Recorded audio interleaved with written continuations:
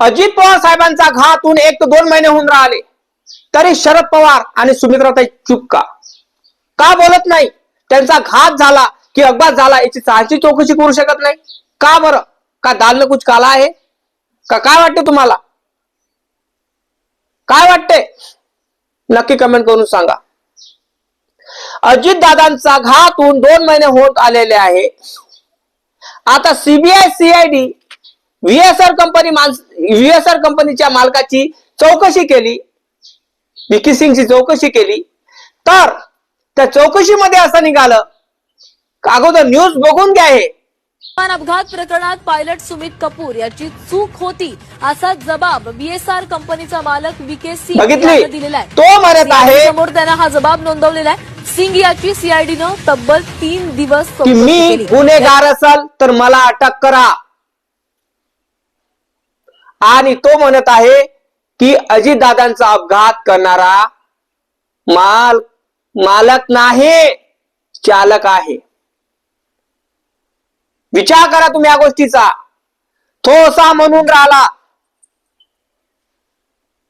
दोष तो चालकाला देत आहे, स्वतःला देत नाही। काय वाटतं तुम्हाला? दाल में कुछ काला आहे? काय वाटतं? माझं एकच म्हणणं आहे, हा असा बडबड करून राहिला, असा सांगून राहिला, तर माननीय आदरणीय शरद पवार साहेब आणि आपले उपमुख्यमंत्री सुमित्राताई यांना माझे हात जोडून विनंती आहे की तुम्ही चौकशी का करत नाही? तुम्ही बोलत का नाही? चुप का? अजित दादाचा घात झाला की अपघात झाला याची तुम्ही साहसी चौकशी करू शकत नाही। रोहित पवार साहेब चौकशी करायला जातात, त्यांची तक्रार घेत नाही। काय वाटतं तुम्हाला? नक्की कमेंट करून सांगा। अजित दादाचा घात होऊन 2 महिने झाले, त्यांचा घातपात झाला की घात झाला हे जनतेला माहित करून देणं हे राजकारणातल्या लोकांचं काम आहे। रोहित पवार साहेब जळणगळण करून राहिले, मैदानात उतरलेले आहे, आणि ते म्हणत आहे मी राजकारण करत नाही, माझ्या काकाला मला न्याय द्यायचा आहे। मग माझं एकच म्हणणं आहे, रोहित पवार साहेबांची काकू सुमित्राताई एका पदावर आहे। माझं मत एकच आहे की तुम्हाला तुमच्या हस्बंडचा घात झाला की पात झाला याची तुम्ही साहसी चौकशी करू शकत नाही। व्हीएसआर कंपनीचा मालक म्हणून राहिला की माझा काही इन्व्हॉल्व असेल मी अजित दादांच्या खुनामध्ये, काहीच्या घातामध्ये, घातपातामध्ये, तर मला अटक करा, कठोर कारवाई करा, करायला तयार आहे, स्वीकारायला तयार आहे। आणि तो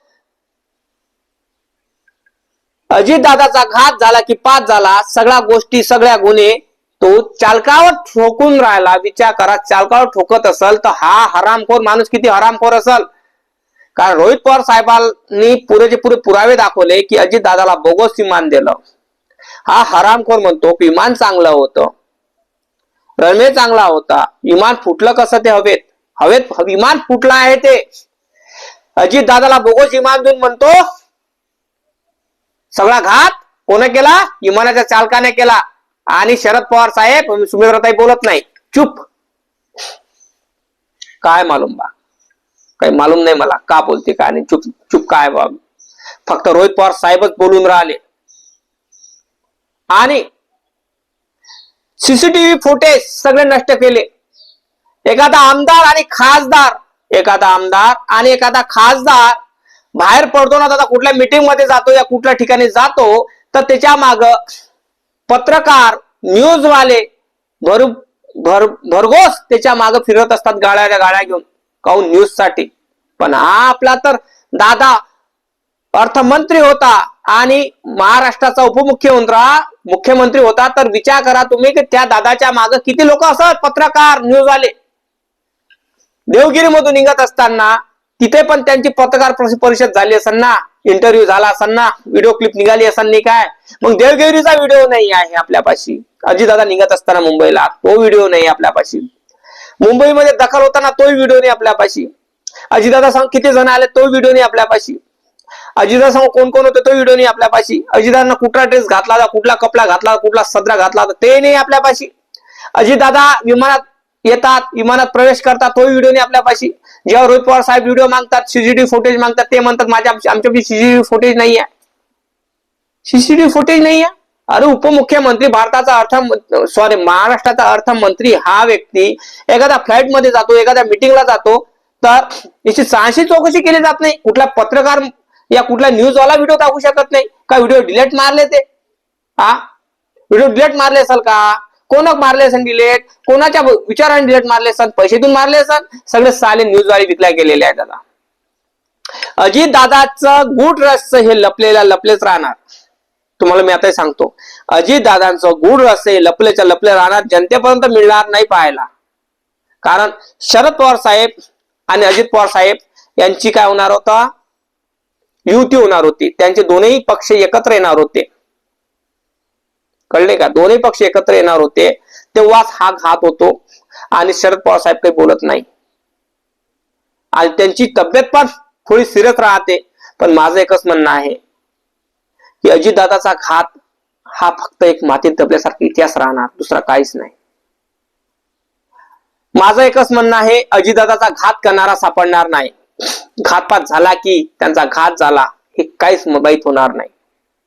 कारण जोपर्यंत त्यांची चौकशी होत नाही, जोपर्यंत चालक म्हणा, जे देवगिरीमधून येताना तो गाडीतून आले का फोर व्हीलरवरून आले, विमानाने आले, काय आले, पण तो जो चालक असतो त्याचा इंटरव्ह्यू आला नाही, म्हणजे कोणीच नाही. काय वाटतं तुम्हाला? त्याच्यामध्ये काय वाटतं? साजिश आहे? काय आहे? सुमित्राताई बोलत नाही, शरद पवार साहेब बोलत नाही, फक्त रोहित पवार साहेबच मैदानात उतरलेले आहे. नक्की कमेंट करून सांगा, कारण तुमचा कमेंट लय महत्वाचा आहे माझ्यासाठी. काय वाटतं तुम्हाला? जय जवान, जय किसान, जय भीम, जय शिवराय, जय संविधान.